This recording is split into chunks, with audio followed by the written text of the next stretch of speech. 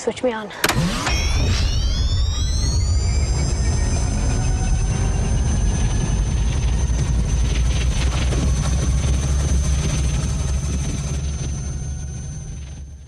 Hey everybody, welcome to The Proton Pack is Not a Toy. My name is Matt. It has been a minute, so I appreciate all of you who have waited for this most recent video to come along. And today I have something that hopefully you enjoy following along with. I have been collecting the parts that have been necessary to create the Ghostbusters Proton Pack thrower from Mack's factory, and up to this point this is everything that has been made available aside from the trigger tip and the banjos. I still have not purchased those. They are still available on the website, and I am planning on getting those, but first I had to take care of this. So the latest offering that has been made available from Mack's factory is in this package that I received last week.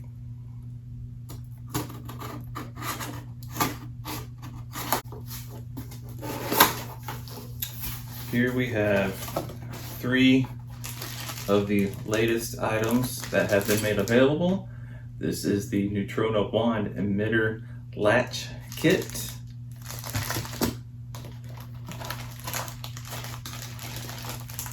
This is the Neutrona wand emitter and extension tube kit.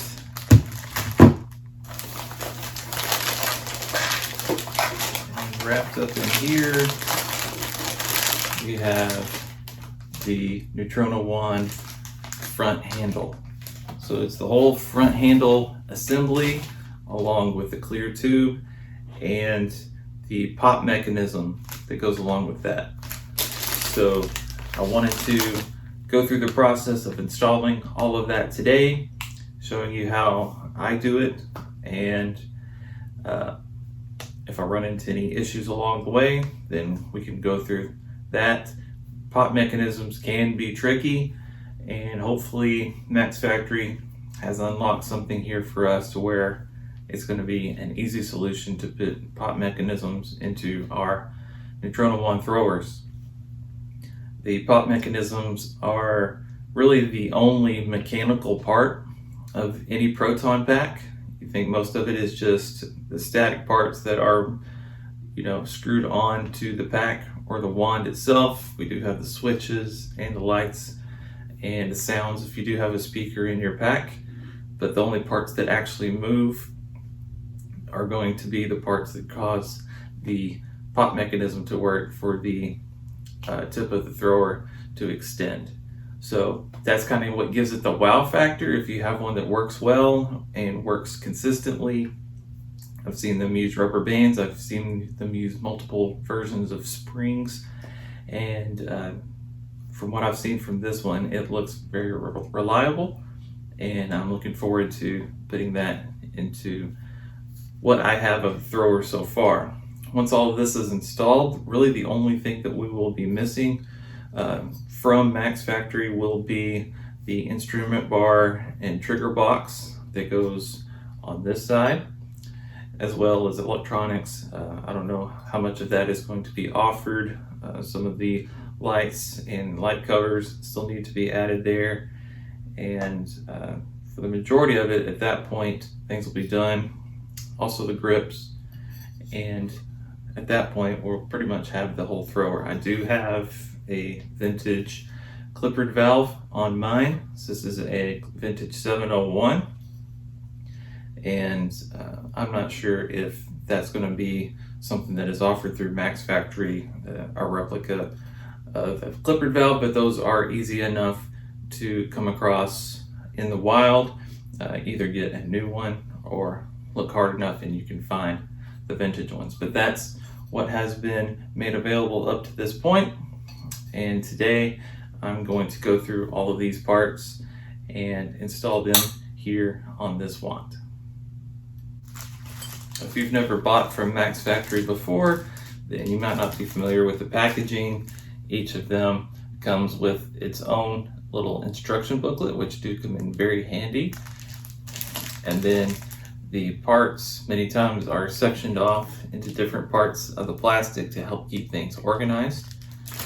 And this being 3 separate parts that were ordered in a bundle, I have 3 separate instruction manuals and parts that are sectioned off just for those parts. I will tell you that this set right here, just these 3 packages, were $340, which to me felt like a lot, but I'm already invested this much into the wand and I want to be able to continue the process. But it was one of those sticker shock moments for me. I do understand that for Mack's factory, there is a lot of machining, a lot of research, a lot of logistics that go on in the background, and sometimes the prices of those things get kicked to the customer. That's the way things work, and I get that. And I'll also just put it out there that all of this stuff is stuff that I bought myself. None of it has been comped. None of it has been sent by Mack's factory. This is not a sponsored video, and I will be free to say anything I like or don't like about these parts along the way. You guys know I'm pretty positive and don't really like to crap on people if something isn't good. So I'm there's very low likelihood that I'm going to say something very negative about this or really anything. But just putting that out there so that anybody that's watching this video knows that this is something where I'm a consumer just like you guys, and I'll be able to give you a honest reaction to the parts, how everything works, without having anybody looking over my shoulder or feel the pressure of someone giving me something and feeling the need to say something geared more positive in that nature.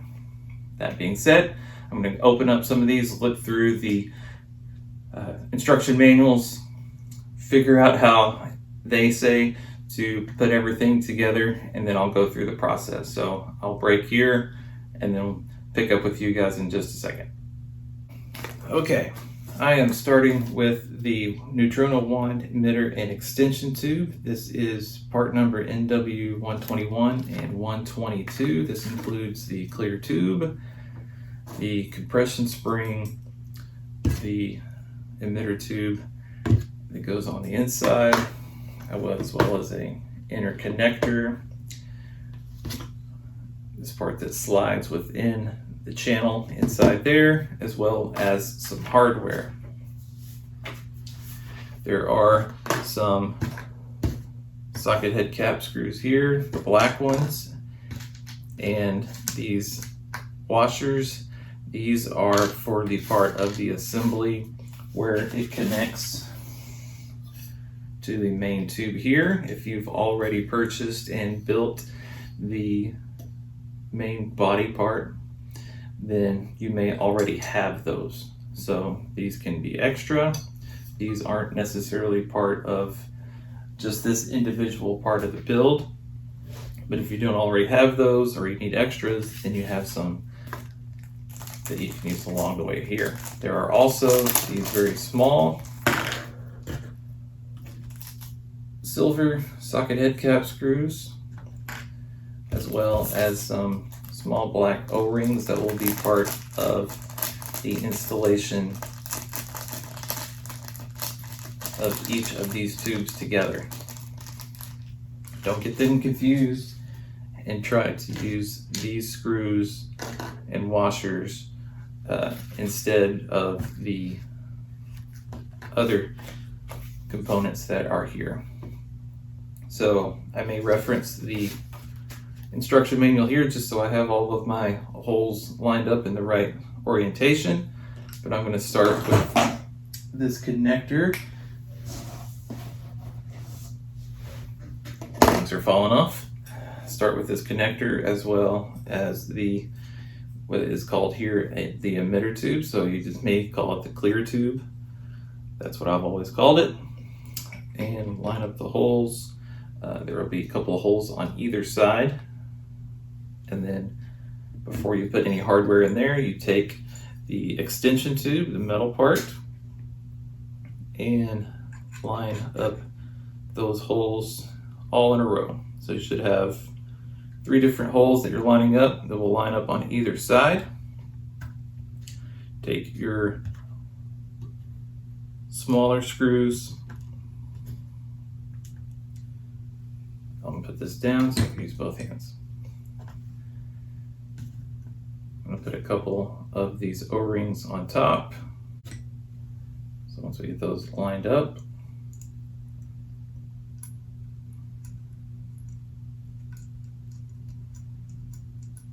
I don't want that to bind at all. I want it to catch in there, go in smoothly. Give it a few twists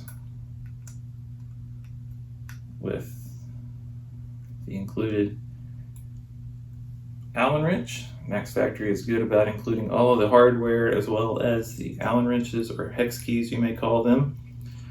And if you are this far along in the build, as I am, you may have a nice collection of Allen wrenches because they are sold with all the individual parts, and many of these screws have the same hex key that goes with it.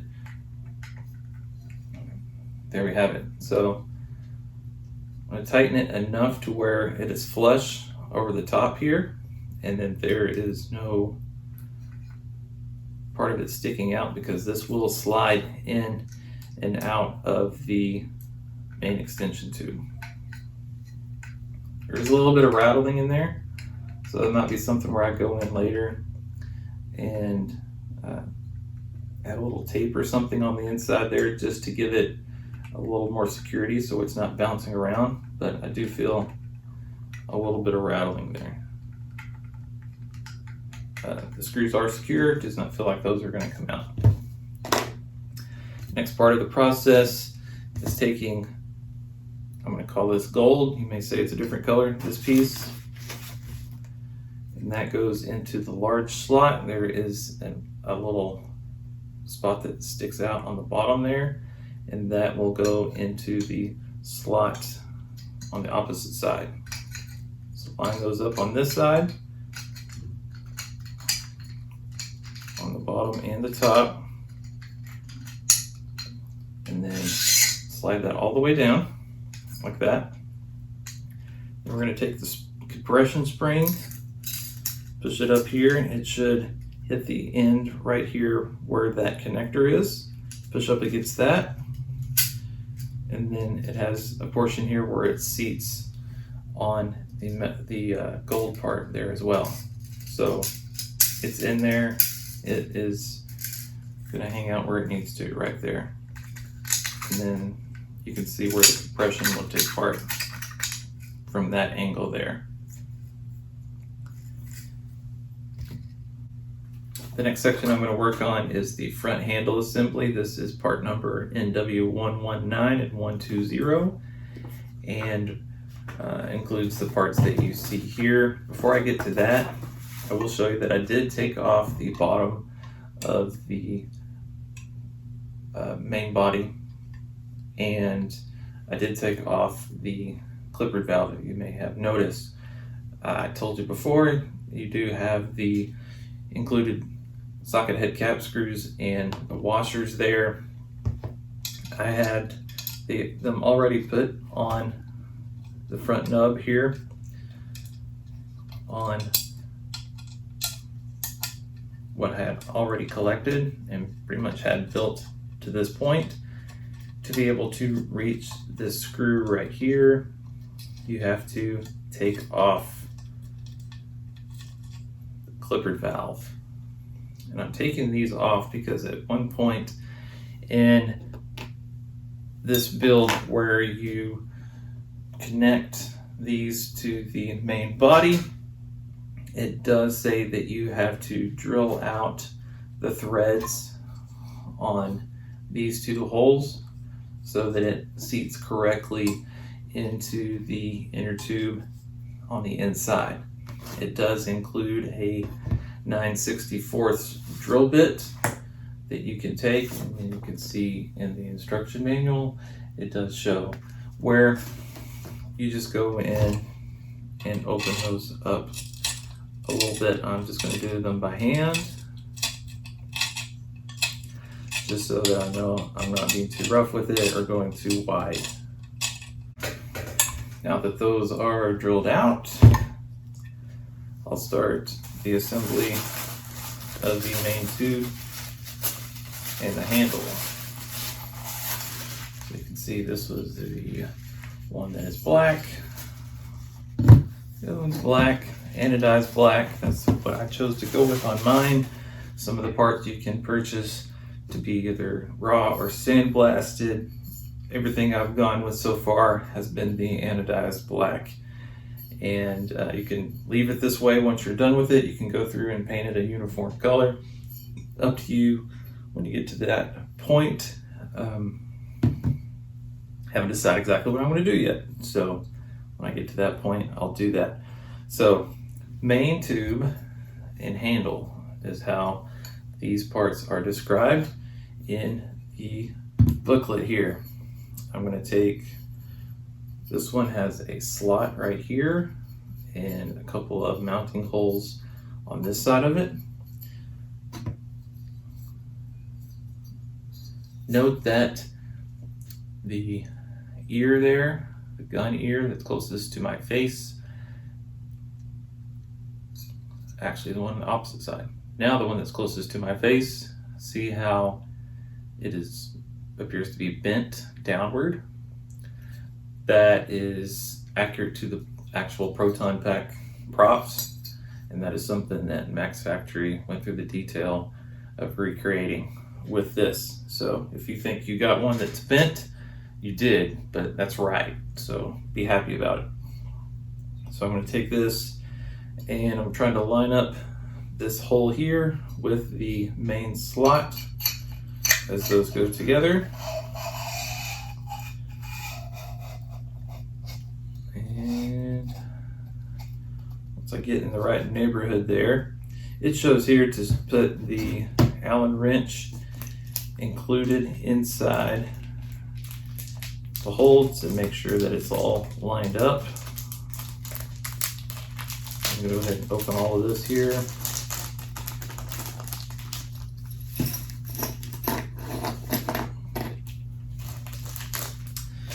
This one comes with 3 separate Allen wrenches, so that tells you that you've got screw heads of 3 different sizes, because you're going to need those. I believe a couple of these are for the grips that will be included later, and so you won't use those on the build today. There is one washer and one small silver screw here, as well as a set screw. Alright, so it's showing to take the smallest, put it in through the hole here to help yourself find where that slot is. Once you know where that slot is, probably shouldn't have wore a black shirt today, I apologize. Once you find where that hole is, that helps you to know how to line up your screw that's going in there. So we're going to take the silver screw with the washer, put those together. Trying to keep these lined up with my other hand, that's why I'm only using one hand.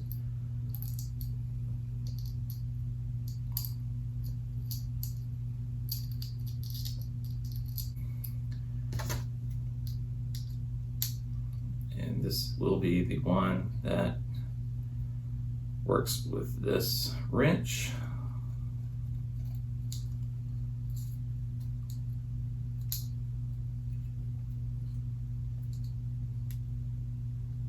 Okay,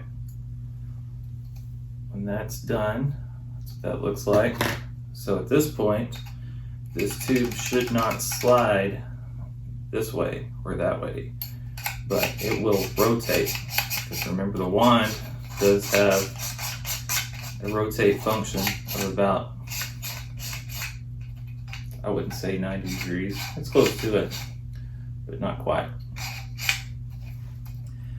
So once that is in there, I'm going to give it another little quarter turn just to make sure I have it all the way. Eventually that will be covered when the grips are offered. The grip will go right here. There is a hole on either side where these longer socket head cap screws will go in up to that point, and they stick out enough to where they will hold that grip in place. Now I'm going to test fit the extension tube that we did earlier. This one here. It shows to test fit it to ensure the limiter screw does not contact the extension tube. So we're going to take this here, and I can slide that in and out, and it's not clipping at any point with that screw that I just installed. So that's good, that's what we want. Once I know that is good, we're going to flip it around the other way. This is the grip lock, where we're going to take the set screw and put it into its mounting hole there. And what that will do, see how loose this is now? If we put the set screw in there, we can put it in as far as we want it to go. And if we want it to hold and not twist, then we can set it that way. Or if we want it to have where it moves with just a little bit of friction, then that's an option as well. But that's what the set screw is for. I'm going to make sure I have the right Allen wrench to go with it first. That's going to be it right there. Set screw, Allen wrench going into the block right here. Right in the hole.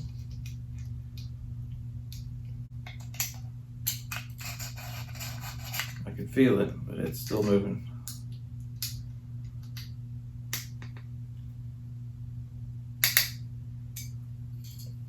Now it's held. So just that much was enough to change it that much.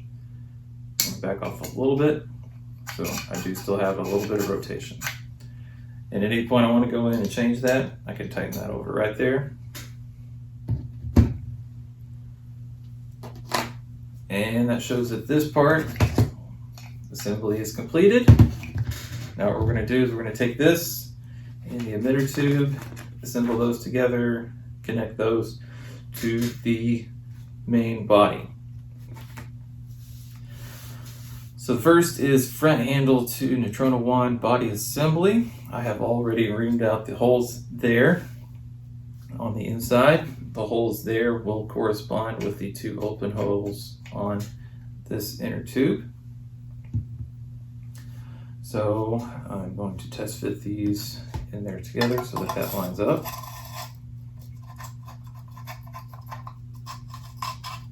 You may have one that has a little bit of extra friction in there.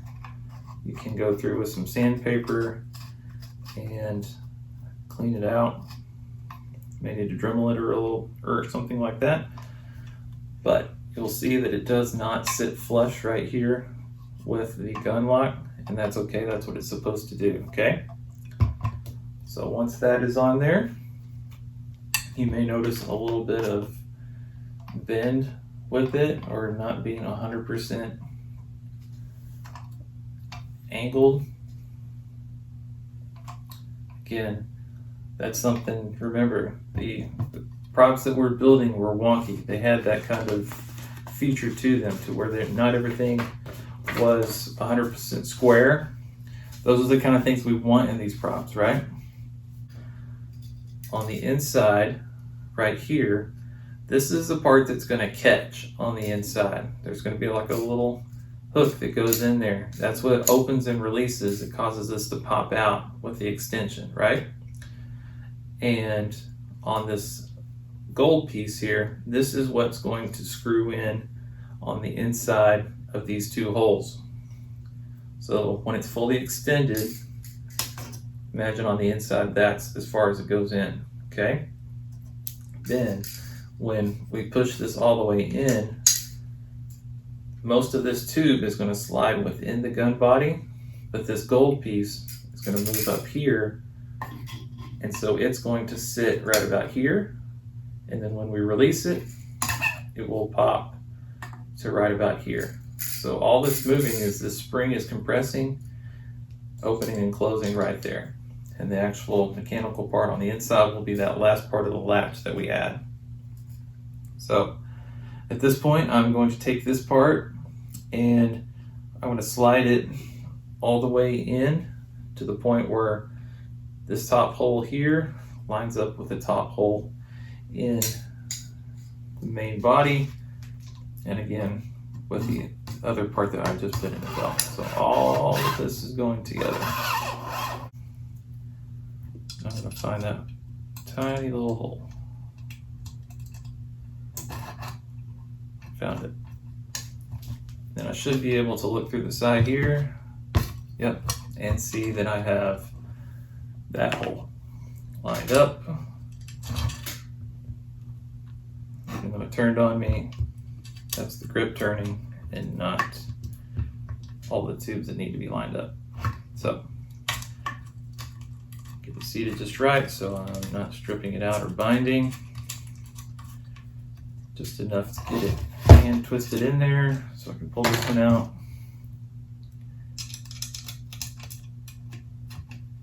Now that one goes on the top.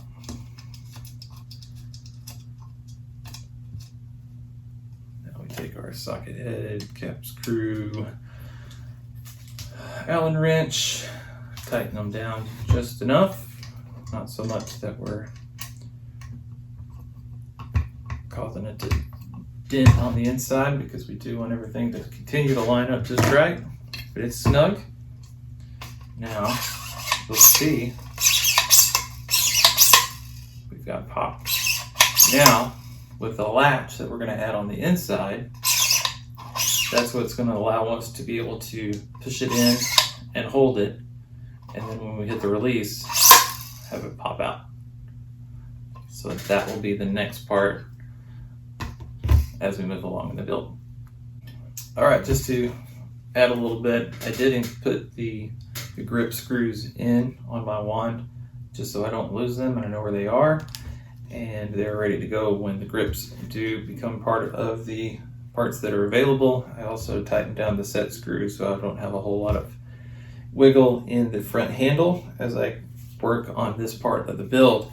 This part is the Neutrona 1 emitter latch kit, and this is part numbers NW103B and 103A, or A and B if you prefer that order. And this part is going to get potentially a little complicated, but there are not a whole lot of parts. It's just a lot of lining things up the right way. I told you there was like the little finger on the inside, the latch that will catch, and that's the way that's designed to hook into the inside of that tube. You remember that spot where there was room to catch? So that's where it holds it. It will be connected to the lever on the inside that sticks out over here. So when you move the lever, this is connected to it and will move in sync with it. So when you push that lever, you are opening that latch. That latch is what is connected there and causes that to let go. Spring takes over, pops out the pop mechanism, front handle assembly with the emitter tube extending, and then when you push it back in, it pushes that metal part right back into this. It works like a little ramp where it kicks it back up, and then once it gets into place, it will hook on the back side of that little catch there. That's how it all works. On the opposite side of the what do you call this? The trigger release there. There is this little part that'll go on the side here, a little disc. I would have preferred for this to have been a raw color, just basic metal, but I'll have to go back and look at the reference pictures and see if it's actually the color that I do need. This is in anodized black. My build, just to remind you guys, is intended to be a GB1 brand new Spengler thrower in pack, so very little weathering. I want it to look like a brand new, just built Proton pack, not like a lot of the ones now to where we see it has a lot of weathering. So I'm trying to get that fresh, clean look. Another part that is included here is the spring that will go on the latch there itself as well. Reminds me of one that you would see on an old clothespin. You do get a piece of the green tubing that will go on the end. You can cut it to the length that you want. I'm not going to cut it on this video because I'm going to try to get it matched up with reference pictures after I'm done. And you can cut those to the length that you want based on if you are trying to replicate a pack. Then double check those before you determine the length that you want, because that's kind of a cut once opportunity there. Again, we have some hardware. We have some Allen wrenches, one very large one, one teeny tiny one, two screws of different lengths, and a tiny little set screw that goes with this small Allen wrench. That's all that comes in here, but again, this is kind of a more complicated part. This might be hard for me to show you exactly what's going on as I'm working on the inside. I don't really have the capabilities to put my camera above where I'm working, so I will try to talk my way through it as I'm working along here, but I can't guarantee that you'll be able to see everything, so my apologies leading into that as we go here. To start, it shows that we are beginning with the latch itself and taking we got a number 832 screw. There should be one that's 3/8 of an inch and one that is 1/2 an inch. So the 1/2 an inch will be longer. The 1/2 an inch goes facing this direction into the mounting hole. It's easier for me to say.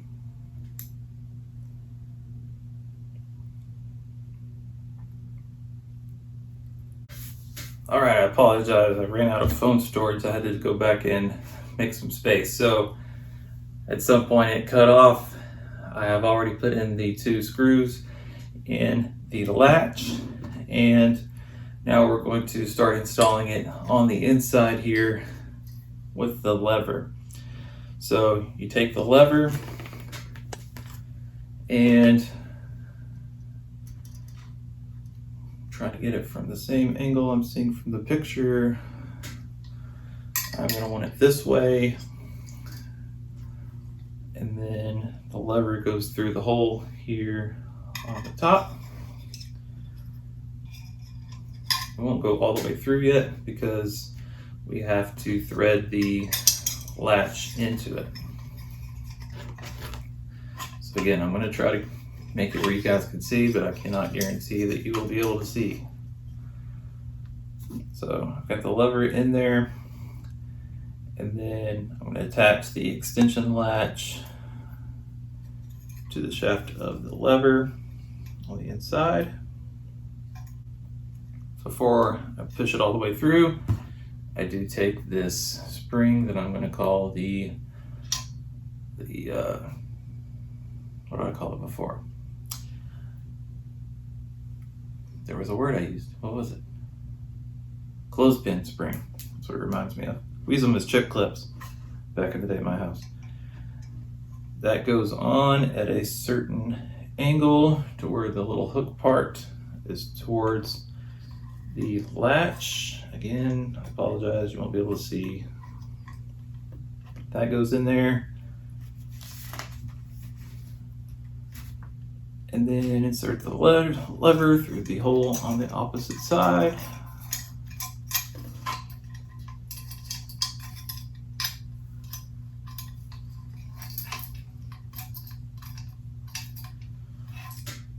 some point I have to stop worrying if you can see so that I can see. I apologize. That goes over there to this side.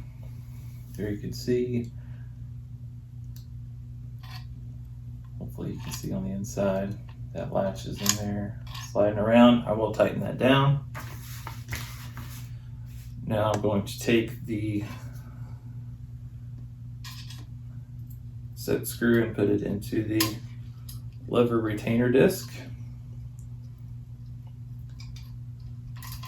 I don't necessarily want it flush all the way up against the side over here because it'll start rubbing and you won't have room for your piece of plastic covering here. So I'm going to slide that on there just to give myself a point of reference on how far is too far. So that way I know it won't rub. And that way I know if I put the set screw in, now it will be at a good spot. I got it started. Again, it's a set screw, so I'm just putting it in.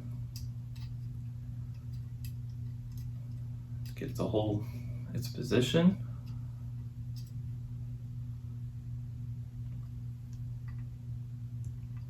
That keeps this part from falling off. It keeps everything in line on the inside and the other side of the lever on the opposite side. So tight as I can get that, so that's not going to pop off. Pull it against it, it's not coming off, so I'm comfortable with that. Again, this was over here just as a way to brace it, so I know how far that needs to go. Happy with that so far. All the parts on the inside we are going to get lined up so that the catch lines up with the latch, lines up with the tube, all the words that sound the same, sort of. Okay, enough rambling. Loop the end of the return spring around the latch. There is a small slot, I'll show you down here, in the latch where that extra arm of the spring slots into it. That's what I'm doing right now. That will all end up pushing on the side over here by where the bar graph light will eventually go. That's where it'll also get a little bit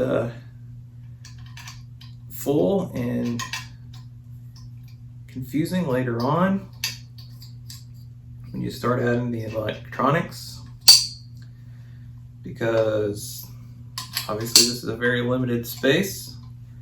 When you start putting a lot of stuff in here, it gets crowded. Return spring, move the latch over towards the wall of the wand body. I'm going to make sure that that other end of the return spring is on the inside of the hole where the bar graph goes. There. So all of that has been forced down on this side. Again, hard to see. I realize it. Apologies. So that's in there. This should line up with all of this. The latch, so when I push this down, it should line up with that latch. One thing that's causing me to not get it to line up right is that extra bolt that's in there on the latch. The more that is tightened down, pushes it farther into the wall and allows that latch to have a certain angle. So you can loosen and tighten that screw, and that will change the angle of the latch. So move that a little bit. I'm getting a little more friction now. I'm going to back it out even more. instructions really didn't say how far to take it in there. So this is kind of a guessing game right now. Let's see if that was enough. Okay, so now it connected. So if I release the latch, which is still not tied down to the lever yet, if I push up on that, it should pop right out. Now when I push it back in, it connects. That's the way it's supposed to function. And so I have the latch lined up with my lever where I want it, and I'm going to go in and tighten the screw on the lever itself. Get it nice and tight. Let's try again.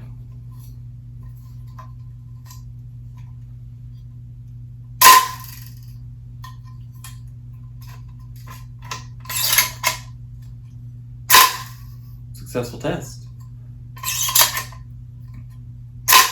There you go.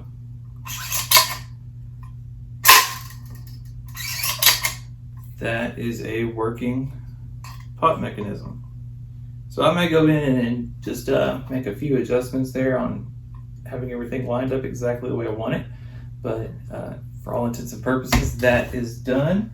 I will go back and add my clippered valve and the bottom plate with the hook and V-hook, everything that goes along with that. That will all be put together eventually. And this is nice because of the spring, it won't get all stretched out, it just gets compressed. And so a spring will not lose anything when it's just compressed. It's when you stretch it out. It's like a rubber band. If you keep them stretched for a long period of time and then you try to release it, they're going to lose that tension. Having the compression spring in there should not over time lose anything. So again, I will add the trigger tip and the banjos probably next. Just haven't decided exactly when I'm going to make that purchase.